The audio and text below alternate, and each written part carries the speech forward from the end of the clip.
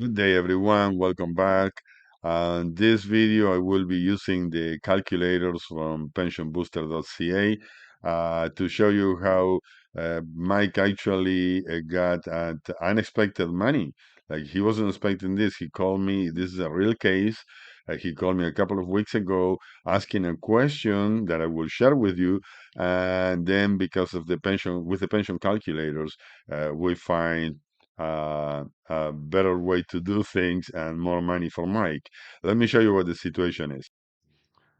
Mike retired in December of 2022 at age 62, and he has a Canada pension plan. These are the options because he has an option to take Canada pension plan at age 62, $892 per month, or delay to age 65, in which case he will receive $1,000 per month, or delay to age 70, in which case he will receive $1,420 per month.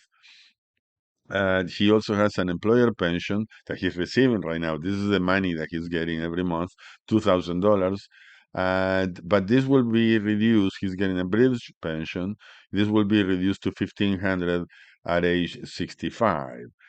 He received in March of 2023 from his employer in 2022 an amount of $60,000. This is a special bonus that the employer gave to Mike because he was such a great employee for so many years, plus vacation pay and bonuses for the year. It amounted to $60,000, and Mike didn't want to pay tax on that money, so he moved the whole 60,000 into his RRSPs.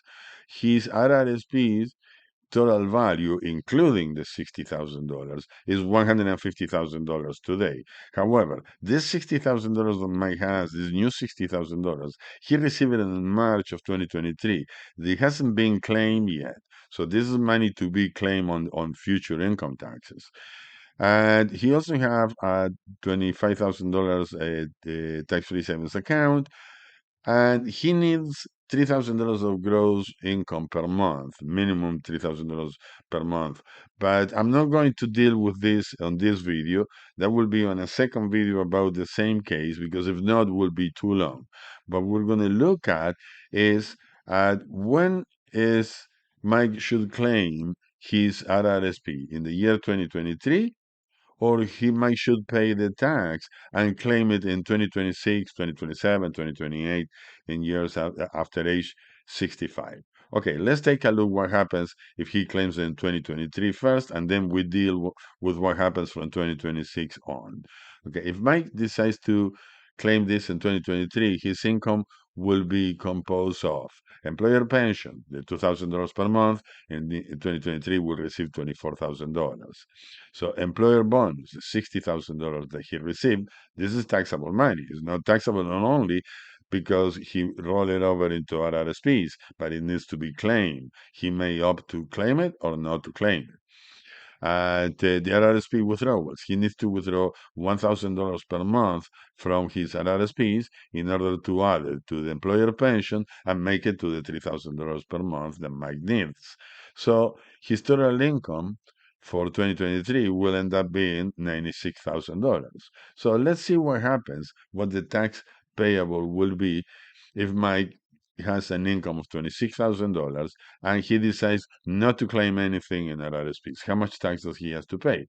Okay, well, the tax liability will be $20,832, give or take. This is not an exact amount, but it will be about that using income tax calculators. Mike may have different tax credits, but that will be applicable to everything. The tax liability, $20,832. What happens if in the same $96,000, Mike claims the $60,000 in RRSPs? That will reduce the income. This is what RRSP does. It reduces income. Okay, will reduce the income to 36,000. So the tax payable will be only $4,368 per month.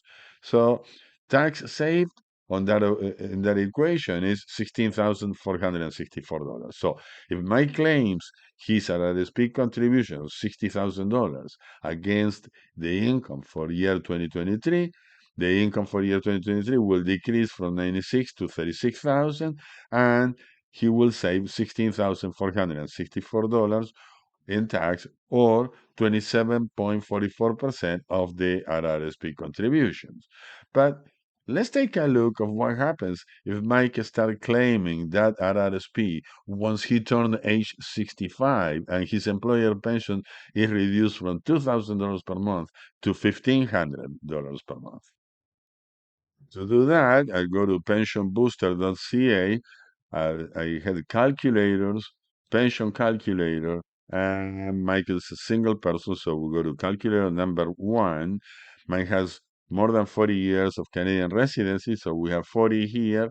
And at age 65 in 2026, when Mike is age 65 already, so he will receive $691 if it happens to be today, in today's dollars, of all day security and $1,032 of guaranteed income supplement.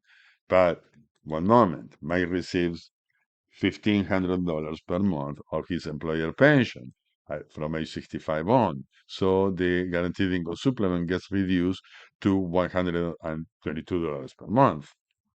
So if Mike claims the RRSP contribution, a portion of the $60,000 of RRSP contribution in year 2026, and says, okay, I receive $1,500 per month, which is $18,000 per year. I will claim $18,000 from the RRSP contribution. So this $15,000 per month will become zero. And if we recalculate now, the guaranteed income supplement will jump to $1,032 per month. Let's see what happens on a table when we see it year by year and how does it work in time. Here we will take a look at what happens if Mike claims the RRSP contribution, the $60,000 contribution in years 2026, 2027, 2028, and there will be a little bit left to claim on year 2029. Here is what happens. So pension income for 2026, how is it composed? So while Mike is already at age 65, he will receive all day security maximum, today's dollars, $691 per month. So GIS, the guaranteed income supplement, will be $122, and the employer pension $1,500. But the guaranteed income supplement is $122 because Mike is receiving this employer pension. So Mike will have to withdraw from his TFSA account $700 per month in order to make it to the $3,000 that he needs. Basically, we give or take the $3,000 every month that he needs. So at the end of year 2026, he will look at his T4 slips and he will notice that from the employer pension, he received $18,000 during the whole of 2026. So he will claim $18,000 from the $60,000 that he deposited into RRSPs at that point in time. So then, if he does this, and from his income from July 2027 till June 2028, and in 2027 he will claim another 18,000, and in 2028 he will claim another 18,000, and by year 2029 he will have a leftover of $6,000 to be claimed in order to claim the whole $60,000 in RRSPs.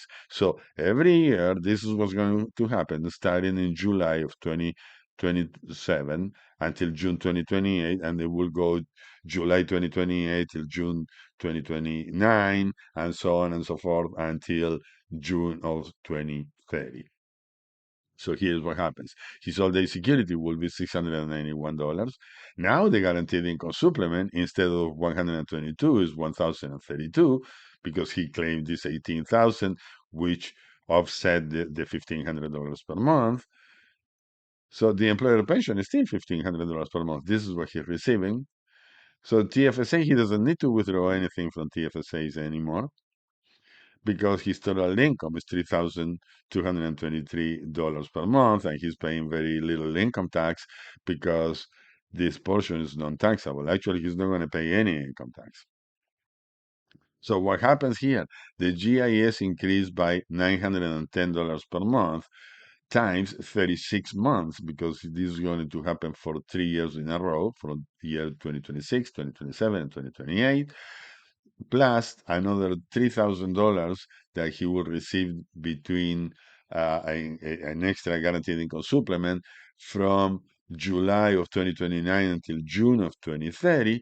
So he will receive a total of $35,760 extra in guaranteed income supplement, which is equal to 59.6% of the RRSP contribution. So clearly, Mike is in a way better position by delaying everything until 2026 and start claiming his RRSPs in 2026, in order to, instead of saving tax money, increasing the guaranteed income supplement and have a lot more non-taxable money on his hands. So this is in the way Mike can enhance his pension. On a separate video, I will show you how we compose the whole of Mike's income for the rest of his life. But that will be too long if I attach it to this video. That's the reason why I did decide to separate it into sessions. Other than that, thank you for watching. Don't forget to subscribe to the channel, because a lot more videos are coming. Remember that I'm not around. I'm in Europe, and I will be loading videos here and there. I'm trying to do my best, guys. And just please be patient if I don't reply to your messages in time. I will reply every message, but it will take a little bit longer. Other than that, thank you for watching, and I'll see you on the next video.